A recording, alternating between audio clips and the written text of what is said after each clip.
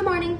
If your dog is taking things and running away with them or chewing on things that they're not supposed to be chewing on, number one, we want to have a sharper eye on our dogs. We don't want to not have them in our sight and then not know what they're doing.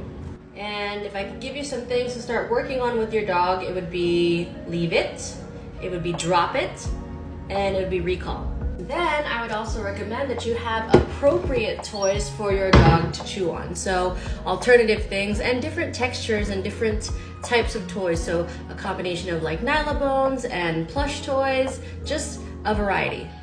Speaking of toys, I also like to keep the toys in a toy box, and I like to keep it out of the dog's access. The dog can't just pull toys out whenever they want, however often they want, and then litter toys all over the floor. The reason I like to do that is because I like to help retain the toys' value.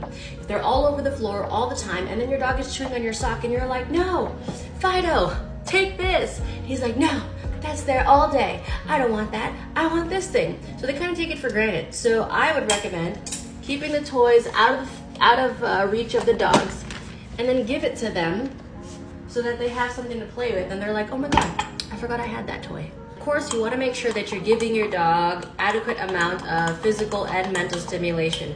You can do all of these things all day long, but if you're not actually doing much with your dog and they're pretty bored, I can see why they're just going to look for something to get into. So maybe part of what could also be happening is that nobody's paying attention to me. I know if I go get that sock, they're going to chase me, so they're going to take the sock, run, and that begins the game of chase. Basically, I want you to start giving your dog something to do because maybe they don't have any direction on what to do, so they're kind of just doing whatever makes sense to them in that moment. Your dog is still a puppy and will still need a lot of guidance and direction from you. This is my favorite part. Oh my God, look at that. Also, you know how I said to keep a sharp eye on your dog? If you're in this room, your dog should also be in this room. They shouldn't be free roaming. They shouldn't be going upstairs. If you can't see them, you don't know what they're doing, they're probably getting into something that they shouldn't be getting into. So keep them in the same room as you or keep them on a leash, because right now it's evident that we can't really trust our dog, right? And make sure to manage your environment. If you're leaving stuff all over the floor or your kids are leaving stuff all over the floor, make sure that we are picking up after ourselves or teaching others to pick up after themselves so that the dog won't get into them in the first place.